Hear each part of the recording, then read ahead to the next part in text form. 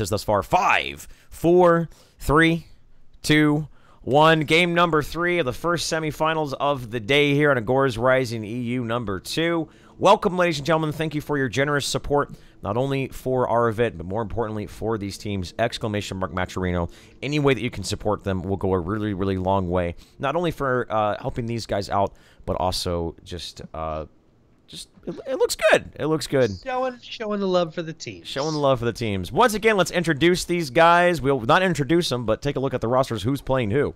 Kalaribot is on Gadget. Fairless once again on that Narbash. Kwong, we saw him in game 2, but this time he's on the other side of the field. Airsick Hydra playing the Kwong this time. Mr. Wacko on Murdoch for the second time, and for the third time in a row, Remix Dribbler on that Grux.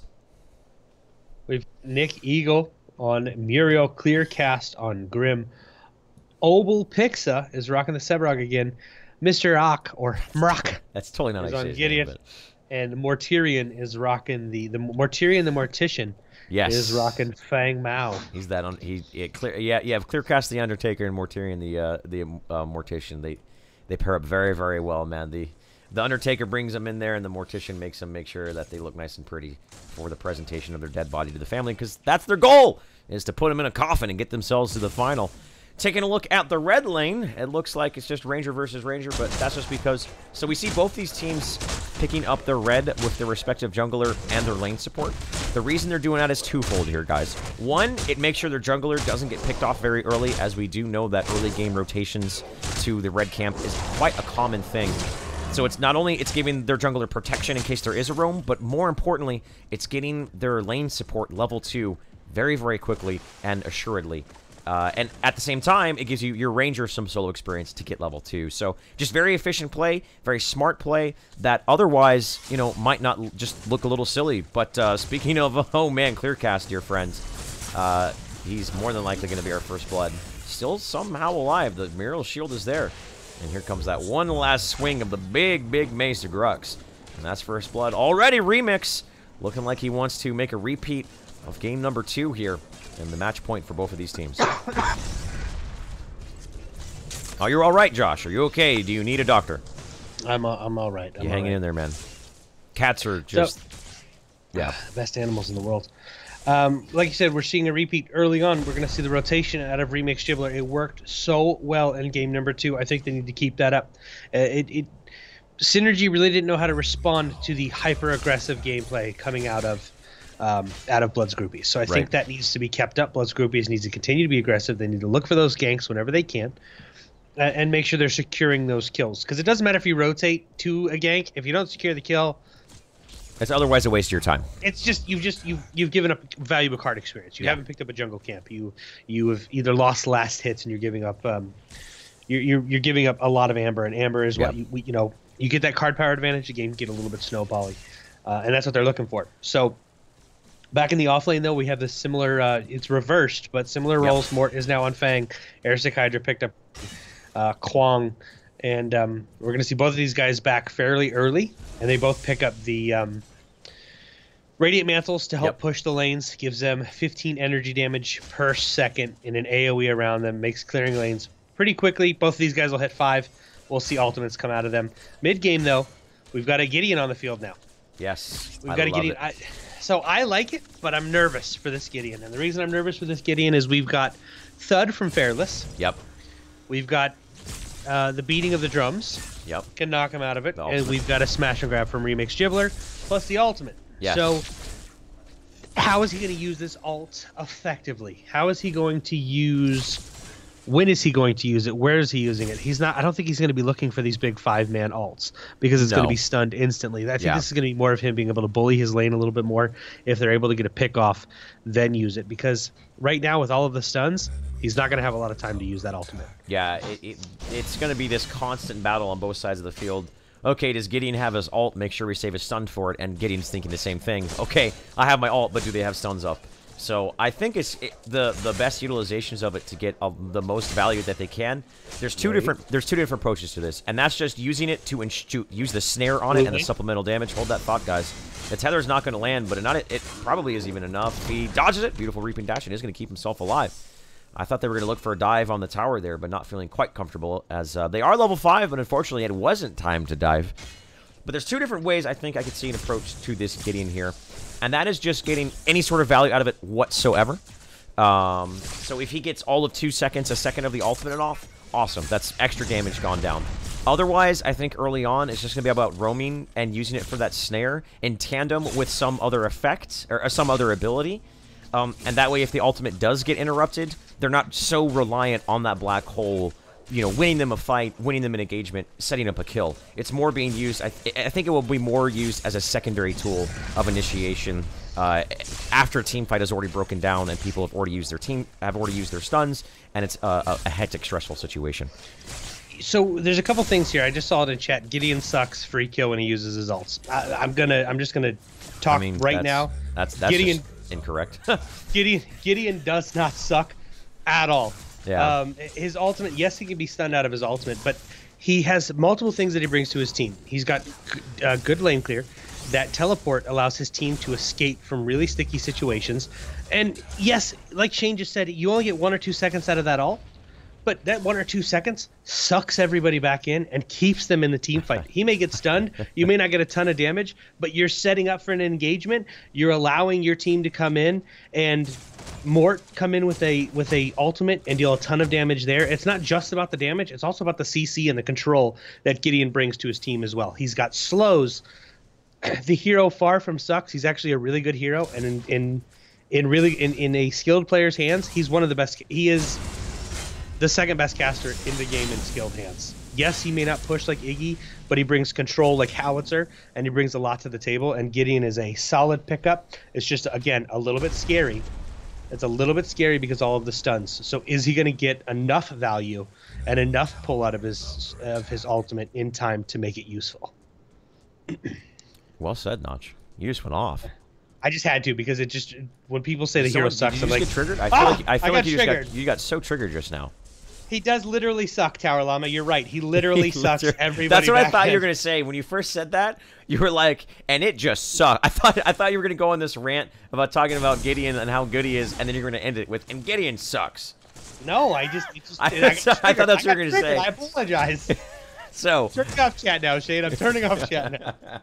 In this off lane, we did see, we saw before, you talked about it, the Kwong versus the Feng Miao.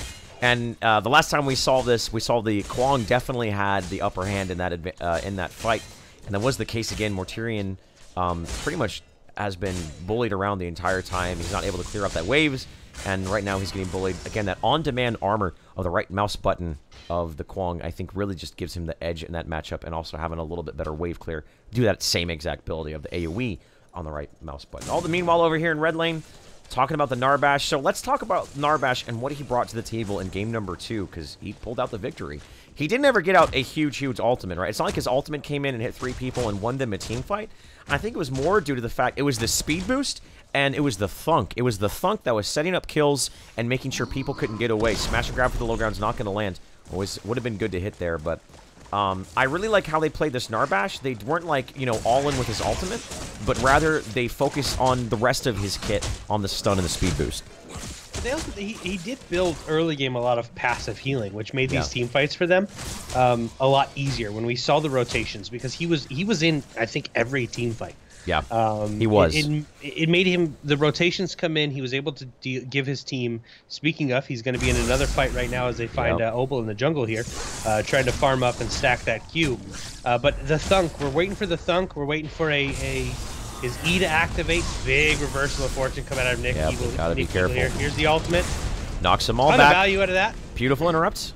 And both these teams are pretty much standing off. All the meanwhile, it looks like Gadget took out Gideon, but it's a 3v2 right here. Remix is going to have to get away. Can they line up that GTFO? He gives him the speed boost, gives him the root, and that should be the death of the Grux. All the meanwhile right here, we see Clearcast is trying to catch out Fairless right here. Gadget gives him that speed boost. They have the utility of that speed boost. Mortarion reaping dash forward, looking for potentially a kill.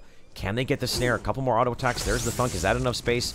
Oh, I think that, yep, Clearcast is going to come in there with that snare, and is going to pick up the kill. So that was a 3-for-1 synergy. Game number 1, in this game number 3. They're the ones who got caught out in their jungle, but they sniffed it out, they rotated, and took the first real engagement of this match. Yeah, that is great rotation coming out of Synergy right there. They saw the collapse happen in the jungle. They all collapsed on top of it. Were able to secure some kills. Are they going to be able to get any objective out of this? Nick darn it. Are you dying? Nick Eagle's trying to push this tower down, or push this wave down to get to the tower, but just really solid rotation. That ultimate being saved, Obel using the ultimate to knock out Fearless. There was some damage comes out of that ultimate, so a lot of people who haven't seen Narbash, because he's not picked a lot, when he activates that, he actually does a big AoE, and that orange cone around him, I believe, blue cone because he's blue, and that blue circle around him, he actually does damage, and then at the end of it, as he bangs his drum, it knocks everybody up into the air.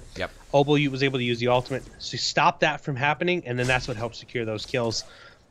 Blood Groupies has to be aware of this. Any engagement you go into, whether you think it's a 1v1 or a 3v2, it instantly turns into an even matchup because the global presence of Muriel. That Reversal of Fortune is such a huge ultimate, and we just saw the effectiveness of it in that team fight there. Over here in the red lane, the Narbash and Murdoch were pushing this tower down. Clearcast, though, just doing his best to stand his ground while Muriel backed, spent some points, refreshed the wards, and try to take control of the area over there in the red lane. Always a very contentious area, the black buff, the red lane. So, in that last fight, we saw Gadget get a kill onto Gideon here. You went on this, you talked about Gideon's strengths, but Gadget kind of has Gideon's number, I think, not only in this lane matchup, but when it comes to team fights, there's another factor that the Gideon has to take into account, and that's the Gadget's ultimate Tesla Dome. Obviously, Black Hole causes him to just sit there, and he is very, very immobile and very easy to focus down. And that even holds true with the Gadget ultimate. You can use that, just save it. Okay, the moment the Gideon Black Holes, I'm just going to drop the Tesla Dome. He's going to sit there, he's going to have to tank it, and he's just going to have to soak up that damage. So that's another dynamic that both the mid laners have to take into account for. The Gadget ultimate is a little bit set it and forget it. The Gideon ultimate obviously has that utility of the snare. It's going to be an interesting. It's going to be interesting of the ultimate battle between these two heroes on the Gadget and the Gideon. To counter that, I think we're going to see quite a bit of health come out on Gideon. I think we're going to see he's already starting to build into a Staff of Adamant. So I think we're going to see health. We're going to see a Tune Barrier, possibly Tempered Plate, or more Staff of Adamants. I think we're going to see a lot of health. And that's kind of the way I build Gideon. I build Gideon with health. That way, if I'm in the ultimate, I can sit there for a little bit longer and not worry about, did the stream just die? Nope. Okay, everyone's like, it's lagging. But that way you can sit in those team engagements and not worry about, oh god, I'm going to get blown up the moment I cast this ultimate. Stand by. Should we pause for just a minute? Okay. So guys, this happened yesterday. I don't know if you guys can hear me. This happened yesterday. We're going to pause for just a second. Shane's upload just took a quick dump. Give it just about 45 seconds here. We'll reactivate the stream or restart the game and get headed live.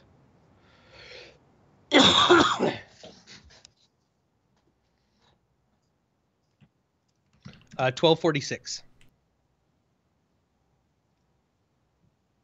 Sorry about that, guys. Sometimes this exact same thing happened in yesterday's broadcast. My upload all of a sudden just tanked.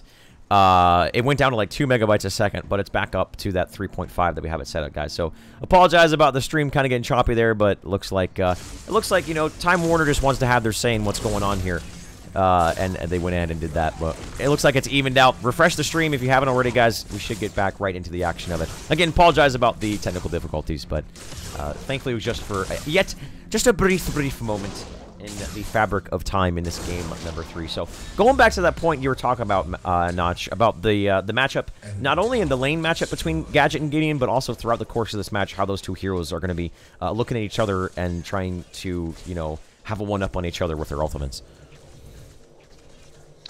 Yeah, I mean it's so the ultimate game here is going to be scary for I think either team. Shane, you have Fearless. If you don't stop the stun on that, it's going to set up Remix Gibbler to be able to land 2 or 3 man smash and grabs. Right. So we've got the synergy between the ultimates on either side of the map. With Fearless's ultimate, he can get a stun. Not only that, but he's also dealing AoE damage. You get Remix Gibbler to land a big smash and grab. Combo that with a Long Arm of the Law or Tesla Dome. So we've got a lot of combo coming out of both teams. Yeah. Nick Eagle, we've seen this before where Nick Eagle or where Muriel will go to cast onto Gideon, Gideon will jump in and use his ultimate right as Muriel lands, knock everybody up into the air, and get a ton of value out of that Gideon ultimate. Yeah. So they do have a lot of ways to combo this, but the inverse of that, you can be in a lot of trouble. Yeah. Gadget on top of a Tesla Dome on top of a Muriel ult, you can put you in a lot of trouble. So it's going to be interesting to see how these play out in that late game. Kalaribot's got to be very careful here mid lane. Yep. He's going to get hit with the root. He does put down a speed gate. He's going to get knocked back. The ultimate from Obes misses. There's the Tesla Dome just as a zoning tool so Kalaribot can get underneath. If that ultimate would have landed from Pixa, it would have been a dead Kalaribot, but he dodged it. So very well done, Kalaribot. All the meanwhile, while my upload decided to take a breather, Tier 1 tower in the red lane was taken out. I didn't have my eyes on it. I was a little bit concerned about the... I had my eyes on my exploit there. I'm not sure what happened. But getting that Tier 1 tower relatively early always opens up the potential for roaming around in that in the red jungle. It's so interesting to me how... Just how the Orb Prime turn-in not being a factor anymore. It's like we just don't... It's the emphasis literally just switched to the other side of the map. When we do see jungle invasions, it's been on the blue side of the map every single time. Now, that blue Tier 1 tower did just fall, and that pretty much has contributed to the fact that Kwong just simply has the one-up in this Fengmiao versus Kwong matchup. He just kept pushing that tower, and at a certain point, Mortarion has to back to refill his health potions, spend his cards, and in the process of doing so, pretty much just gave that tower up for free. So we're 16 minutes. Towers are starting to fall. Let's take a look at the numbers here, Notch. See what we got. So we've got. I mean, there's a small. No, well, I say that, and as everyone starts to activate power here, your Muriel and Sevarog, they can be a little bit behind. It's not bad as a support or frontline to fight a little bit as long as you build properly. Pixa's been stacking okay, so he's got the extra health from his Q. Hold that thought, Notch, as these guys aren't going to give us time to talk about it. Reversal of Fortune. Fearless is in a lot of trouble. Remix in the front line. Smash and Grab was just recently used. Speed boost is there, and they're actually a little bit separated right here. Remix, if that root lands, he could be in for a world of pain. He's going to charge away, look for a potential turnaround here as Mortarion goes in there, but can he get a little aggressive? Look for the ultimate, look for the big Earth Spike. He reap and dash forwards, but he hits the wall. Smash and Grab is going to connect onto two, onto the Muriel, and there's the ultimate. Takes out Grux by the time he goes down, and the black hole immediately gets interrupted. That's what we were talking about. Very well done. Heads up play right there. 1-for-1 exchange, a fighter for a fighter, and it continues. They don't aggro this Orb Prime. Someone aggroed the Orb Prime, and the 6th member has entered the fight, and actually the Orb Prime is the one who took out Gideon and secured the kill. Now Fearless, he's looking for a thunk, and he is going to get taken out. A 1-for-3 exchange thus far, and Synergy looks like they're going to be coming out of this fight ahead. Clearcast versus Kalaribot. Clearcast is pretty low. He's got to be careful. Kalaribot recognizes that the rest of the team is coming to knock back to bring him back in. The Space Turret is not going to connect, but it simply just does not matter. Kalaribot should be going down here, and that's going to be all 5. The handful of them are going to get taken out, and Synergy come in there after a very, very awkward fight that came in. Remix had a beautiful 2-man smash and grab, but Mortarion, without hesitation, lammed the big Earth Spike ultimate on Fengmiao, took out the Grux, and pretty much swung the momentum into their hands, taking that team fight decisively. Yeah, great. If you watch, they got split up. I love that the Orb Prime actually helped secure a kill in the gauntlet down there, but they got split up quite a bit. Clearcast was actually doing work on the other side of the map. Great ultimate coming out of Fengmiao. The team fight out of Synergy, again, the focus Synergy has. Yes, we're seeing great rotations out of Bloods Groupies, and we see them in those situations where they're able to secure the gank, pick up the team fight. The focus out of Synergy and the way they focus targets down is just superior, I would say. And you just saw it there. They did just give themselves even. Basically, it's still even up though. So this isn't the point where it's like, oh man, who has got the lead here? Right. They're even as of right now. Big long arm of the wall, able to secure that kill on the Sevarog right there, which we both missed. Hello. We didn't. It didn't miss. Oh, it didn't miss. You and I would have missed that. It didn't. We missed it. You and I would have missed that. But he lined up, and that was just attributed to the fact that they had those wards in the jungle. K-Vision. I don't think Sevarog was expecting that. So, a staggered death on Sevarog.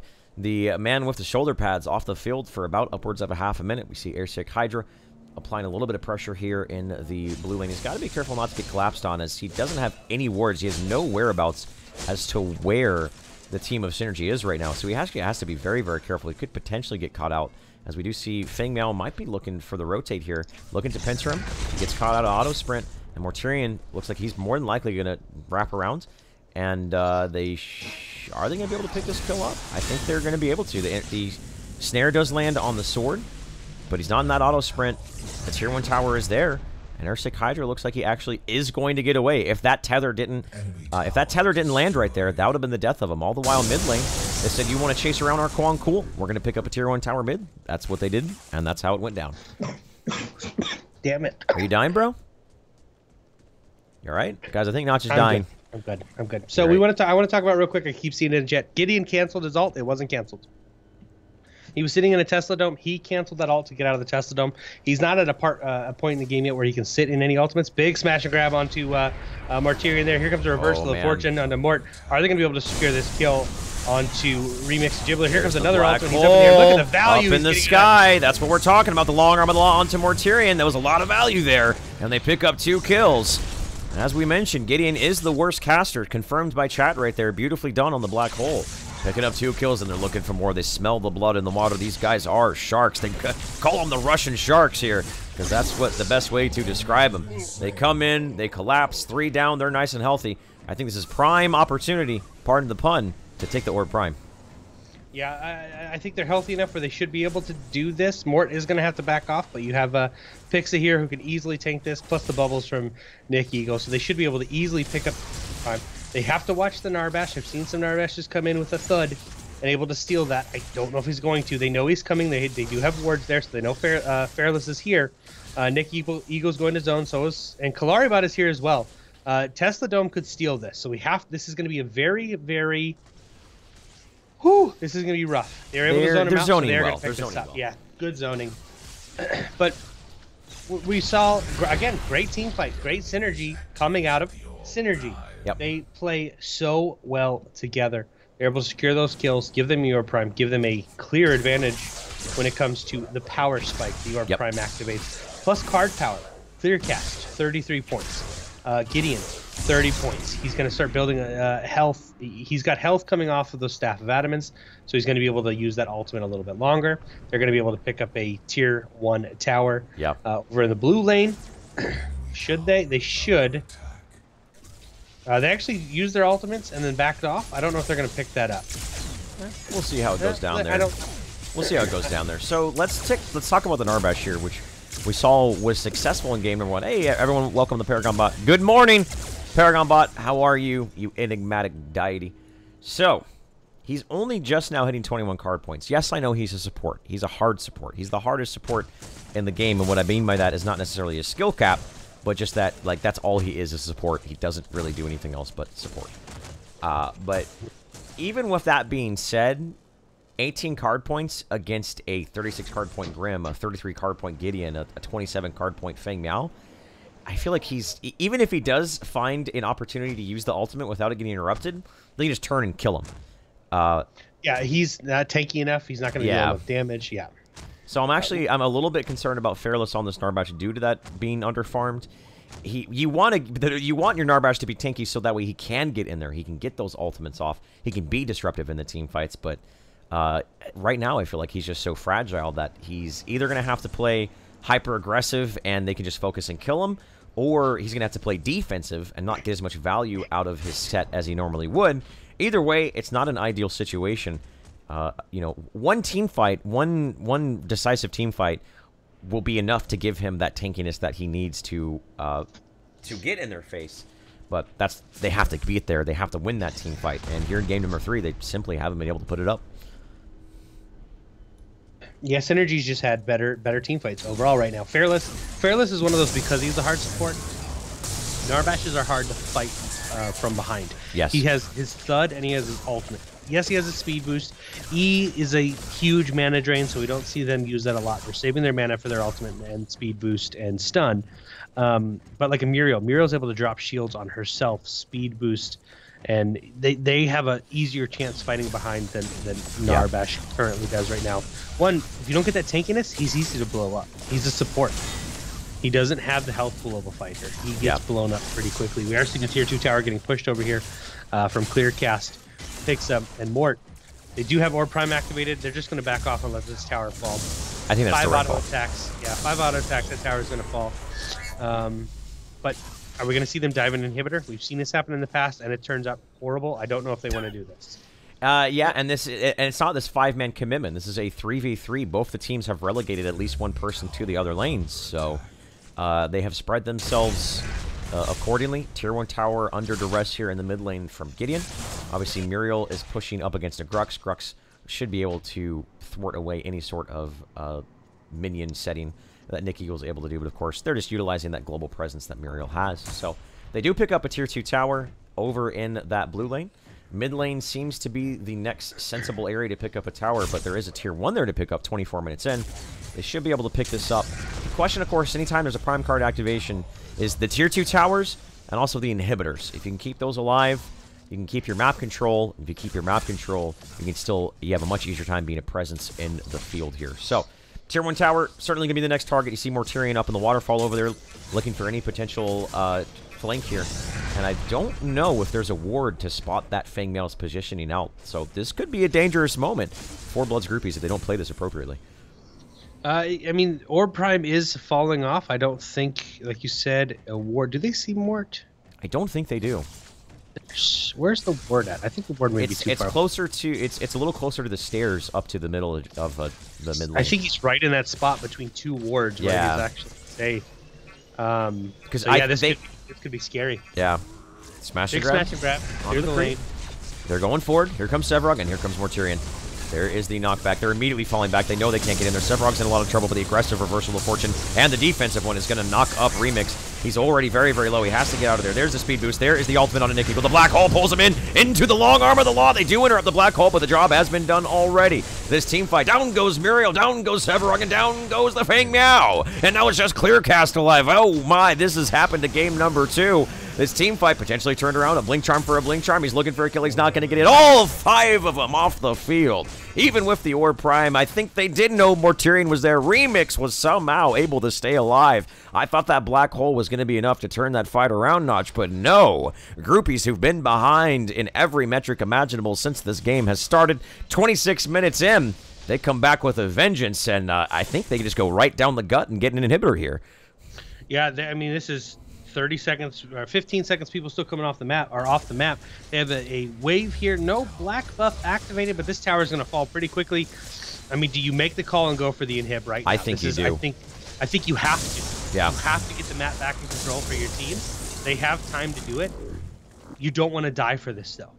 You do not want to die for They have time. They're going to be able to get this. They have a creep wave. No, they're just now respawning. They're going to focus this down. I agree. They need to get this, and they need to get out cleanly. They should be able to. So Groupies, yeah, they're going to. Groupies come back with a vengeance. That's fine. They're going to be able to get out. Great team fight out of Groupies right there, Shane. Beautifully done. The Sevarog took so much damage. You think like, oh, a Tier 1 tower this early on, we can dive that, but actually, it was pretty. They focused the Sevarog. The Sevarog tanked the tower, even with the damage mitigation of the shields of the Muriel. It wasn't enough to keep him healthy enough to sustain in that fight. He just was pretty much a non-factor in that, and I think that was the biggest thing that happened in that team fight. Was Sevarog was so wounded early on that they just focused him down. There was no roots, there was no peel. They went into the back line and tore him apart. So just like that, Synergy, who has been in control of this game, now find themselves up a creek with no paddle here. This and the not only did they get the inhibitor, all of the lanes were pushed in their favor. Orb Prime just spawns. If they wanted to, they attack this Orb Prime right now. Gideon's on the other side of the map. They were healthy enough to where they could defend if they needed to, but Synergy had to clear lanes. Yeah. We still see Gideon on the other side of the map, so they go into an Orb Prime fight here. They're up 1 hero. Is that what they do, or do they just ward and wait for Synergy to try and take a Orb Prime? Right now, just with that inhibitor being down, that mid is going to push whether or not you set the lanes. So I think if they just if I am Groupies, I'm saying let's just that left lane, that red lane on the opposite side of the Orb Prime, make them spread themselves thin across the map. Keep that red lane pushed out constantly. Set that lane, let it push out, and force the hand and dictate the flow of the match. I say that term so much, dictating the flow of the match, and I think that's the best way to do it. Spread them across the map. The moment that you find the moment that you find that opportunity to capitalize, whether it's take the Orb Prime, whether it's take a kill, because they're separated, they have to deal with that constant split push, not only in the mid lane but also in that left lane. I think that they can play passively here. They have all the momentum in the world, and as long as they play smart, they could definitely find themselves in the finals here of Agor's Rising EU #2. Yeah, I mean, they really can. This is I think at this moment in time, Blood Groupies' game to lose. They put themselves back into card power contention. Mr. Wacko's at 48 card power. We've got 36, 39 on Fairless, on Airstick and Remix. So, I mean, everybody is pretty even. But after that last team fight, the confidence going into this Orb Prime here is Blood Groupies. They're backing off right now. We're seeing Synergy get a little bit aggressive. They want this Orb Prime. They know how important this Orb Prime is right now.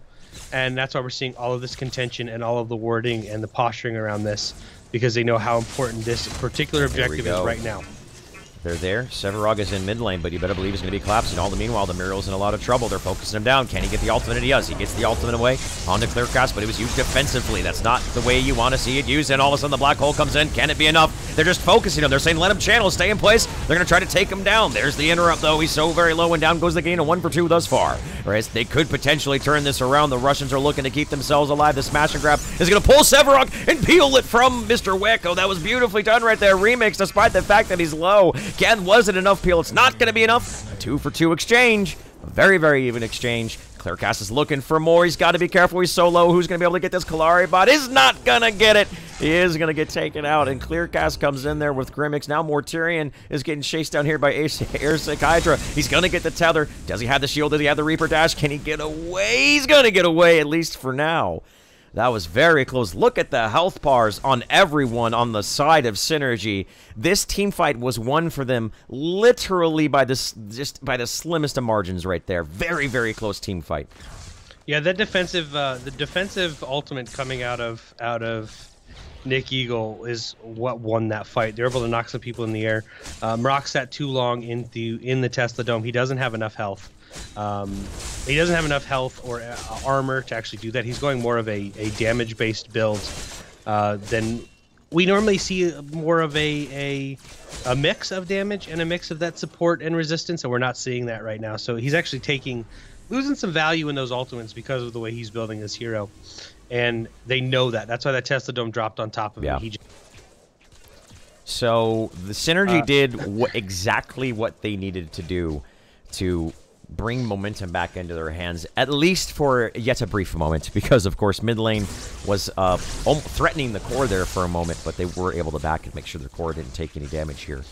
And Orb Prime wasn't picked up. Yeah, and Orb Prime wasn't picked up because they all had like 5% or less HP when everything was said and done there. So taking a look at the aftermath of that team fight, looking at the numbers here, Narbash, he's up to 30 card points, so he is starting to get a little, he's getting that tank ability that he really, really needs. The Amulet Veteran giving him that 1,000 health, the Tempest Pearl giving him that extra speed boost, a little bit of energy armor as well, and the Lord's Ward giving him even more health. So I think Fearless, now that he is considerably tanky, I think he's going to be much more of a presence in these team fights. He obviously has already been that, even when he was at a deficit. So we might see him be a little bit more aggressive now that he knows he can really tank and soak up a lot of damage for his team. Yeah, we're seeing Fearless over here. They know he's there. There's a ward there. They can see him. Is he trying to bait? He's got a Grux here. I don't know if he's going to have enough support. Yeah, this is a 2v5. The rest of their team is nowhere to be found. I mean, Murdoch is mid lane. They really need to get out of here cleanly.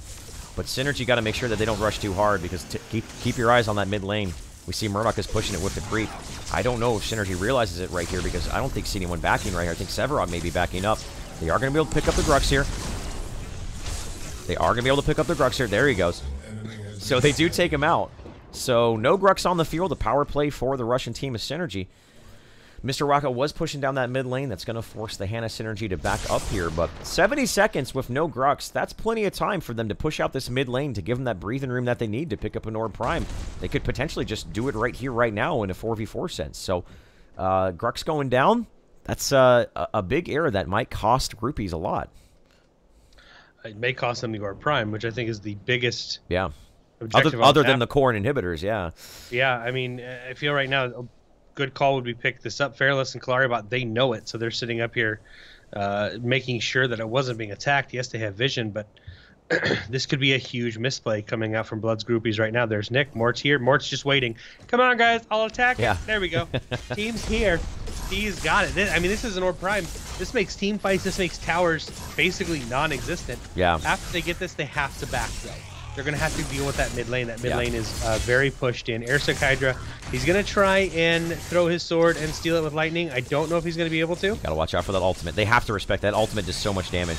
They have to respect this. This would be a big play if he can do it. He does hit it! The big clutch play! The long arm of the law. Can they turn it around, though? Black hole in the air. Airsick Hydra, he's so tanky, but he might just get focused down. Here comes Narbash. They're trying to get him. This is a 2v4! The 2v4 is going the way of the Orb Prime. Can he get away? Airsick Hydra's so low. Mortarian's going to go up. He is going to get knocked up, but has he done enough in these team fights to turn this around? Fearless is so tanky with that Centurion. Where's the rest of his team? Here comes Kalaribot. He's going to get the snare. He's going to get the speed boost. The zoning Tesla Dome as well. Severuk's trying to go so forward. Look at Mortarian. He's so low. I don't know if he's going to get away. Wow, he is able to get away, at least for now. Snare onto Kalaribot. They continue to push forward. The Russians, they know that they're frustrated with us. Look at mid lane. Look at Mr. Rocco pushing down mid lane. This could potentially be a Nick Eagle and Clearcaster there, but have they gone too far? Fearless is still alive. Severog still pushing the peel from Kalaribot. I think it is going to be enough if they can isolate this Severog and make sure he can't back. Here comes Grux. Great might have overextended. This could have been a big misplay from the Russians after the Orb Prime. Can Blood Groupies pull this back? Can they get themselves going? All the meanwhile in the left lane as Severog does go down. The tier 2 goes down. An inhibitor's under threat. 2 down on the field for the Russians. That was a momentous steal, the Orb Prime from Groupies.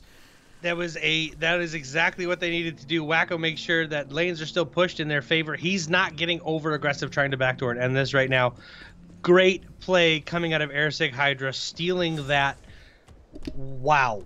Synergy was able to back up. Synergy knew what was going on though. They noticed Murdoch wasn't there. They backed to secure and make sure their core didn't get killed. But what an amazing play coming out of Airsick Hydra. They picked up 2 kills out of that. So good. Shane, this is a team this is their second tournament.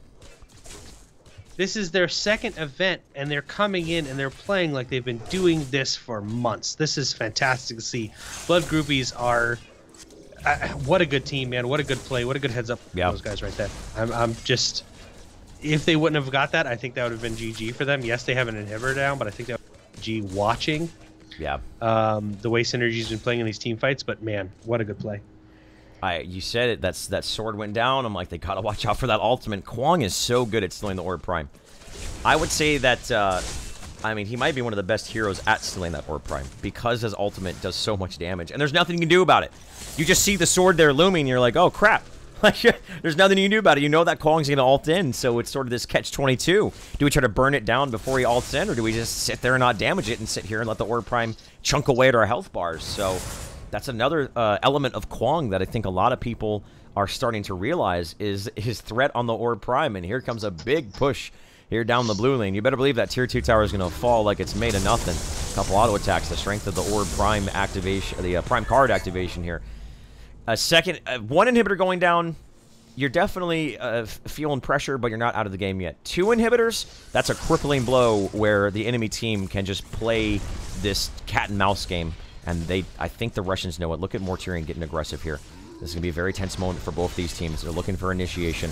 Here comes the Severog. There's the root onto Mortarian. Is he going to ult in? Looks like he's not electing to. The offensive mirror ultimate, we've seen that before. It's going to knock up by Fearless. The Tesla Dome is there as well. They're focusing down the Narbash there, but they got to watch it. They got to make sure they don't get tunnel vision. Gideon is electing to back up. Grux is isolated, and they're turning around. Mr. Rocco very, very low. If they can take out the Ranger, it's important, but Severog can't seem to get that kill. The dive in from Mortarian's enough. The Earth Spike! The big play from the Fang Meow. The 1-2 big punch gets 2, and just like that, this is a 2 for nil exchange. Remix, Blink Charms away. Clearcastle's looking to get the kill. All the meanwhile closer to the lane. Mortarian, while he was able to get 2 kills, he did extend the black hole onto 2. Might create the space that they need. Ladies and gentlemen, the black hole picks off the Kalaribot and provides them the peel and the damage that they need. 4 down on the side of Blood Groupies, and all the meanwhile, Clearcast is getting pursued by the Grux. The Grux, I don't think he's going to be able to do it. One more auto attack. Can Clearcast get it? He does get it. All 5 go down. The Russians have pulled off the miracle save right there with the Orb Prime. And I have to say, you guys might have been busting the balls of Gideon, but he just single-handedly won them that team fight. Hey, Shane, did you see that play right there? Did you see that value from the Gideon ult, which could be interrupted by everybody in the game? He waited. He was like patience. He was like a snake. He came in. Watch out! Watch out! Get in with the RKO. Comes in, helps secure some kills. Amazing. Gotta hit him with that wrestling every now and then. Someone needs to do that.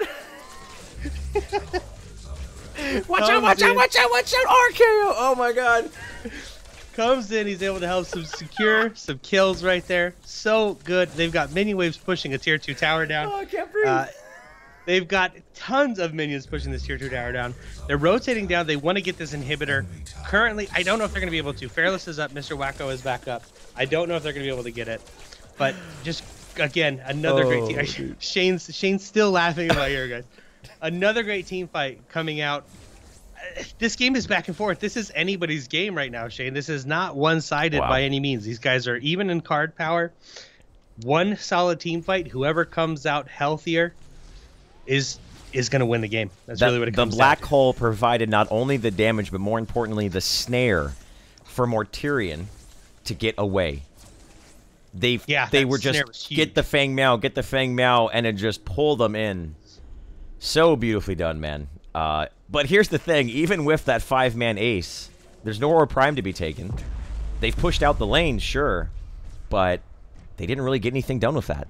A full ace, that was a extraordinarily decisive team fight. And what did they get out of it?